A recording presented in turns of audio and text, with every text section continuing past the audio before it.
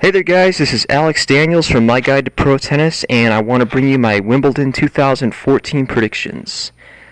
So, with Rafa Nadal just recently winning the French Open for the ninth time, I cannot believe he's done it this many times. I mean, I've been watching this guy play, the French Open since 2005 or 6, pretty much since he first started playing there.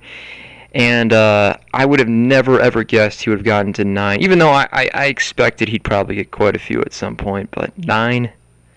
I mean, even Borg only had 6. It's just absolutely crazy. But with him winning this tournament, he's kind of elevated himself now to being one of the guys that you're looking, to see maybe win the championships again. But he hasn't won or really even done that well at Wimbledon in a few years. I mean, it's been now 3 years since his last final there.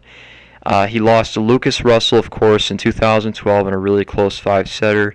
And then last year he got kind of blown out by Steve Darcis.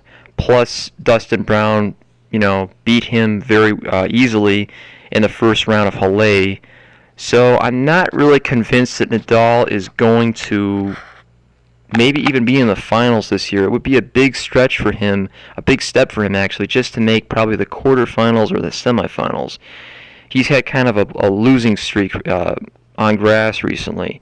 And the transition from grass to clay is huge. I mean, all the players struggle with this to some level at least. Even probably Federer does.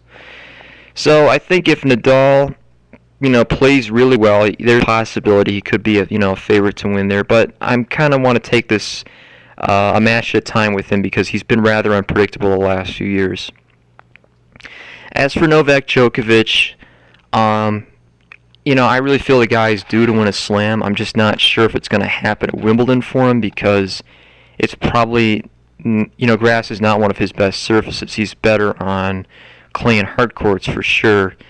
So it's a little bit difficult to tell there. I mean, he's had some bad losses, if you will, the last couple of years at Wimbledon. Last year he lost to Murray.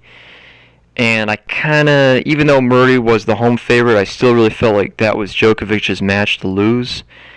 And then in 2012, of course, he lost to Federer.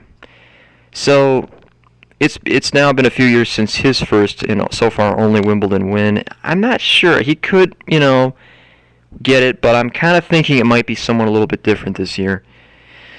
And then we move on to Andy Murray, who I do not believe will retain his Wimbledon title because he's dropped his coach, Yvonne Lendl, who was a huge facilitating factor last year and the year before in him making a huge, momentum push up the chain. And also Nadal was not, active during Murray's 2 Grand Slams. He won the U.S. Open in 2012, Wimbledon 2013. And didn't play. Well, he did play Wimbledon 2013, but he wasn't really a factor in either of those tournaments. Andy Murray struggles with Rafael Nadal, and I don't think there's any way around it that he's not going to be playing his best this year. I don't think that the Amelie Mauresmo coaching him this time is going to get him what he needs to get another slam. So if he does get another slam, it's not going to be at Wimbledon, and it may not even be this year. Then moving on to Federer, I think Federer is a possible long shot because he's been doing pretty well with his relationship with Stefan Edberg. I've seen some definite improvements in his game so far, and just in terms of shortening up the points where he needs to, being more aggressive, coming to the net more. I think Edberg has had some very good effects on Federer. Certainly his win in, or not his win, but his final appearance in the Pacific Life Open was a really good showing for him. He hasn't really been doing necessarily all that well consistently on the hard court Masters tournaments in the last few years, so I would like to see Federer have at least a really good run at Wimbledon this year because you never know what his last one's going to be. I mean, it could be in a couple of years he's not even playing anymore. So hopefully Federer will have at least a pretty good run either to the semis or the finals, or maybe, of course, win it.